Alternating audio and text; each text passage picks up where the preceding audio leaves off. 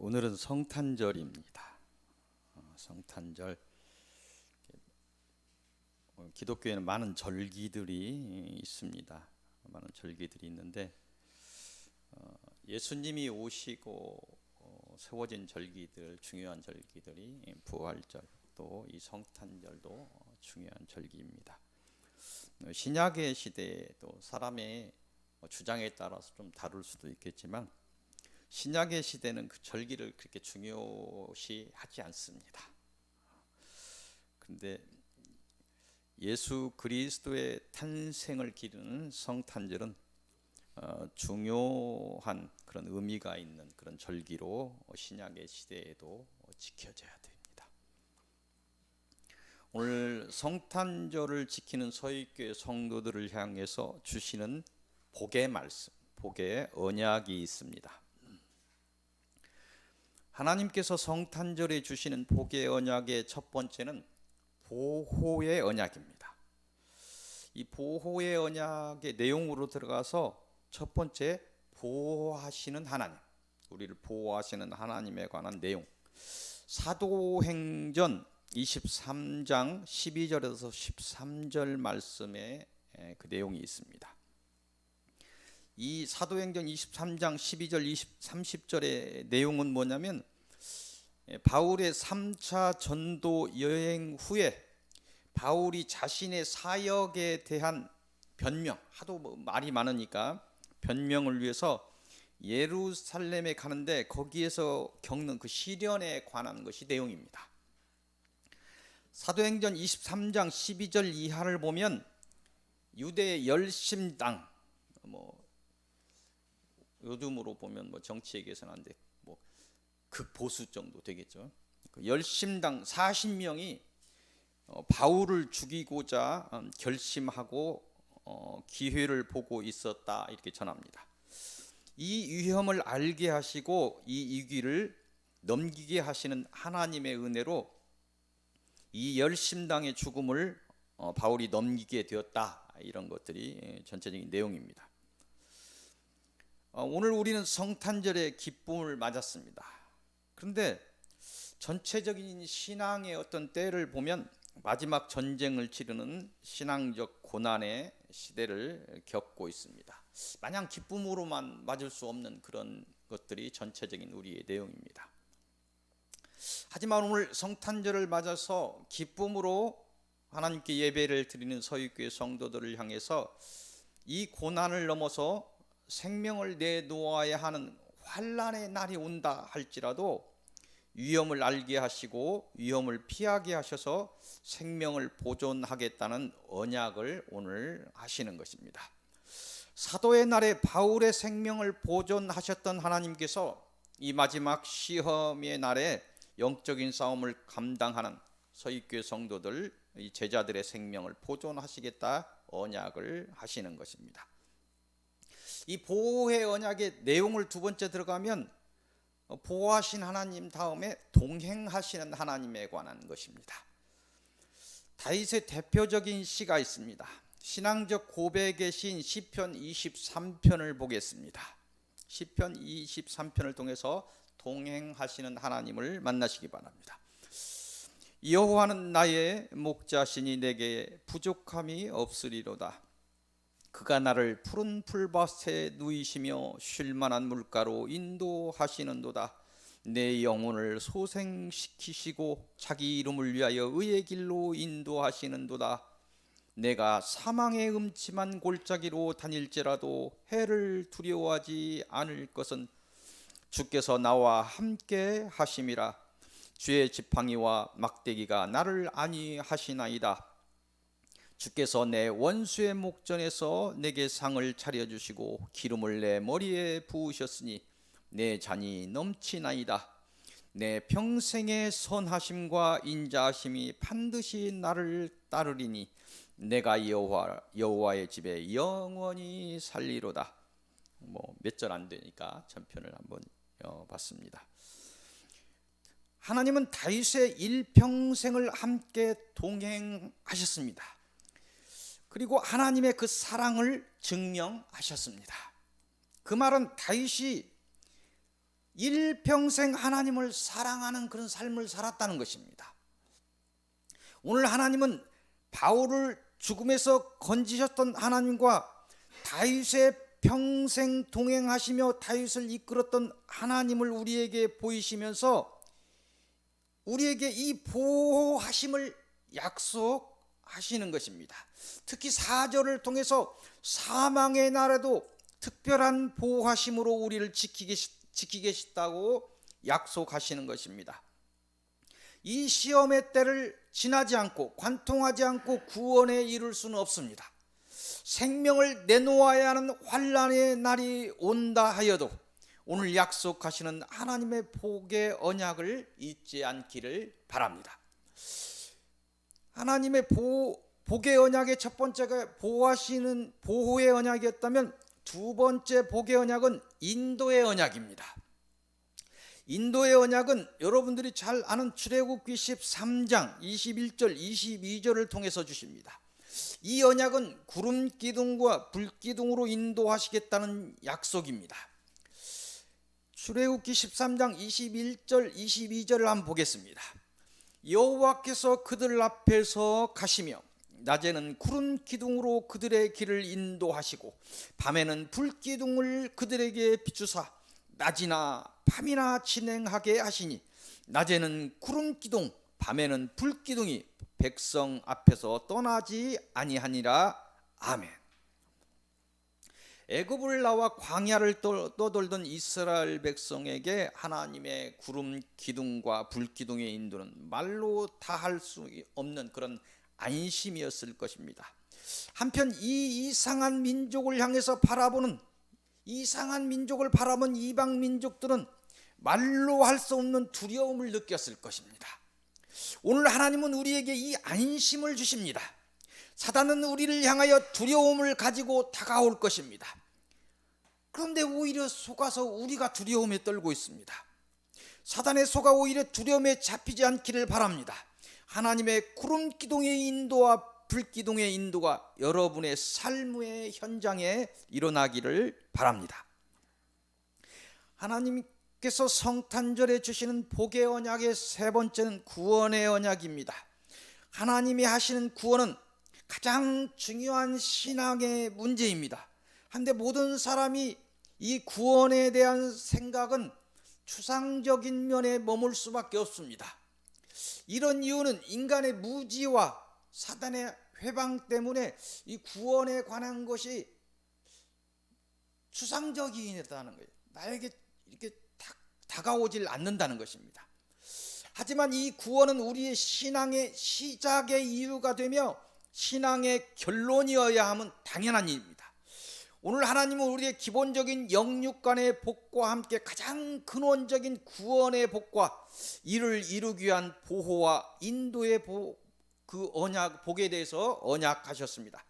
이 언약을 통해서 우리가 알아야 하는 것은 하나님께서 우리가 겪는 고난과 이 힘든 영적인 싸움을 알고 있다는 것입니다. 그리고 이미 동행하신다는 것입니다. 아멘.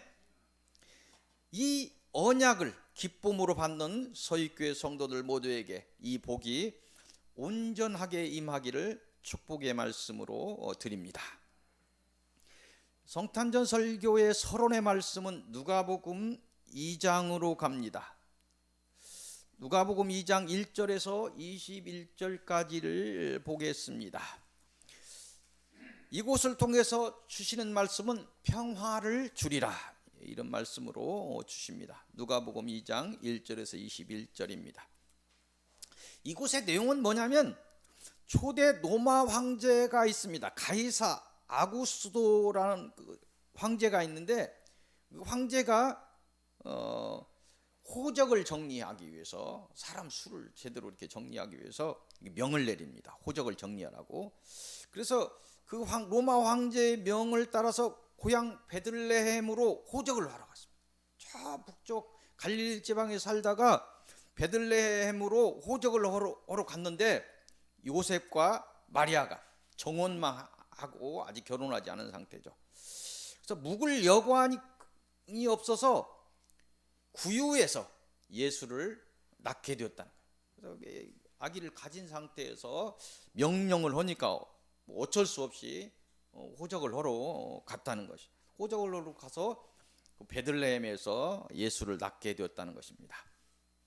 그래서 세상은 이 구세주의 탄생을 알지 못했는데 천사의 고지를 받은 그 지역 목자들이 마리아와 요셉과 그 구유에 놓인 아기 예수께 경배하였다는 것입니다. 그것이 내용입니다.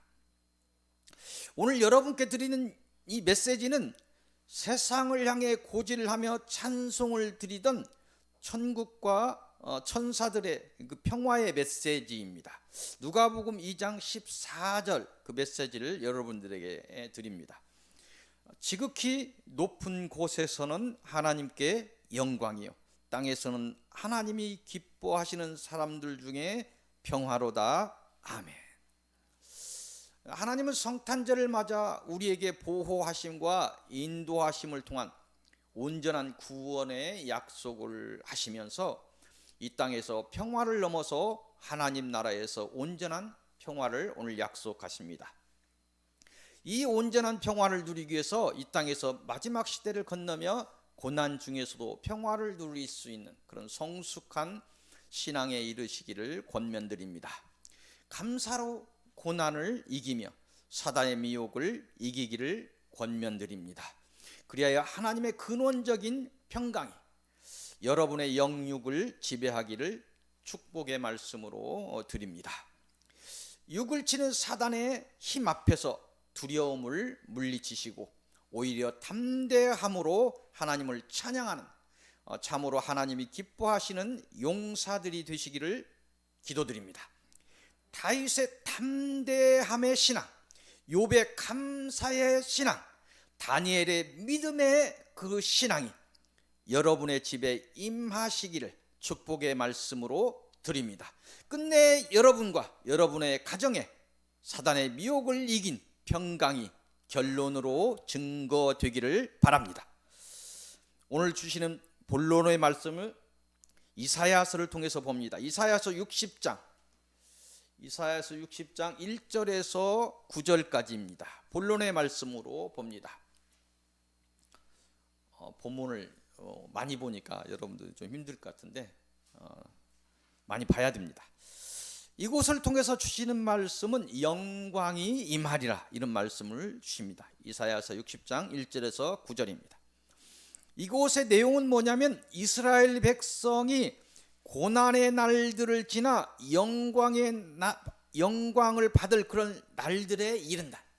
그 바벨론에 그 잡혀있던 그 백성들을 향해서 이 복의 말씀을 주시는 것입니다. 하나님의 날이 이르면 오직 하나님을 의뢰하던 하나님의 백성들에게 세상의 영광이 되게 하시겠다는 그런 언약의 말씀이 내용입니다. 이사야서 60장 1절의 말씀을 보겠습니다. 일어나라, 빛을 발하라. 이는 내 빛이 이르렀고 여호와의 영광이 내 위에 임하였음이니라. 아멘. 오늘 여러분에게 주시는 말씀입니다. 아멘. 우리의 구원이 현재를 통해 미래의 완성을 향해 달리듯이 구원을 향한 빛의 자녀들의 생명의 그런 다름질은 현재에서 시작해야 되면 당연한 것입니다. 오늘 우리가 일어나 빛을 발하지 못한다면 우리의 생명의 빛은 끝내 하나님의 날에 빛을 발할 수 없을 것입니다. 오늘 여러분이 영적인 싸움을 이기지 못한다면 내일은 없는 것입니다. 아멘. 생명을 다하여 하나님의 빛을 드러낸 그런 담대함과 사단의 힘을 이기는 권세가 여러분께 임하기를 축복의 말씀으로 드립니다.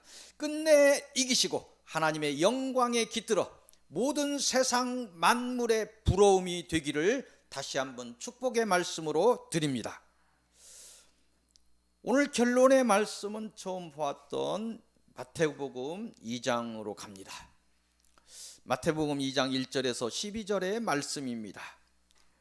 이곳을 통한 결론의 말씀은 경배하라입니다. 이곳의 내용은 뭐냐면 세상은 구세주의 나심을 알지 못했습니다. 알지 못했는데 하나님의 지혜를 얻은 동방의 박사들이 있어서 선지자 미가의 예언대로 베들레헴에서 나신 구세주를 찾아 경배하였다. 간단히 요약하면 그런 내용입니다. 미가서 2장 6절의 미가의 예언과 마태복음 2장 11절의 동방 박사들의 경배 모습을 함께 보겠습니다. 미가서 2장 6절의 말씀입니다. 또 유대 땅 베들레헴아, 너는 유대 고을 중에서 가장 작지 아니하도다. 내게서 한 다스리는 자가 나와서 내 백성 이스라엘의 목자가 되리라 하였음이니이다. 아멘. 이런 예언의, 구약의 예언을 따라서 그 희한한 방법을 하나님께 동원하셔서 호적을, 도저히 베들레헴으로 갈 사람이 아닌데 호적을 하러 베들레헴으로 가서 그 마침 산딸이 되어서 그곳에서 이 예언을 맞추기 위해서 이렇게 하신 것처럼 베들레헴에서 예수가 탄생되었다는 것입니다. 마태복음 2장 11절의 말씀을 봅니다. 집에 들어가 아기와 그의 어머니 마리아가 함께 있는 것을 보고 엎드려 아기께 경배하고 보배 합을 열어 황금과 유향과 몰약을 예물로 드리니라. 아멘. 경배는 마땅히 경배를 받을 분에게 하는 것입니다. 우리의 경배의 대상은 오직 우리를 지으신 하나님이어야 합니다. 믿는 자의 온전한 경배의 대상이 되시는 하나님은 우리를 위해 온전히 자신의 생명을 내어놓으신 사랑의 하나님이십니다. 그 하나님께서 우리를 위해 구원의 언약을 오늘 하시고 보호와 인도의 언약을 하시며 우리를 향해 담대하라고 말씀하십니다. 오늘 하나님이 세우신 성탄의 절기를 맞아서 주시는 이 복의 언약을 온전한 경배를 통해 감사함으로 받기를 바랍니다. 오늘 드리는 하나님을 향한 찬양이 이 땅의 사단의 미혹과 저주를 이기고 온전히 하늘에 상납되기를 소망하며 축복의 말씀으로 드립니다. 오늘 이 찬양과 함께 하나님의 더할 수 없는 은혜의 복이 여러분과 여러분의 가정과 이 땅의 모든 하나님의 자녀들에게 임하기를 기도하고 소망하며 축복드립니다. 기도하겠습니다. 경배를 받으시기에 마땅하시는 하나님, 성탄 예배를 허락하신 하나님께 감사드립니다. 예배에 참여한 저희에게 복을 허락하심에 또한 감사드립니다. 마음을 하나로 모아 오직 하나님의 이름을 찬양합니다. 오직 하나님께 경배를 드립니다. 이제로부터 영원의 날까지 오직 홀로 영광 받으시옵소서. 주 예수 그리스도의 이름으로 기도하옵나이다. 아멘.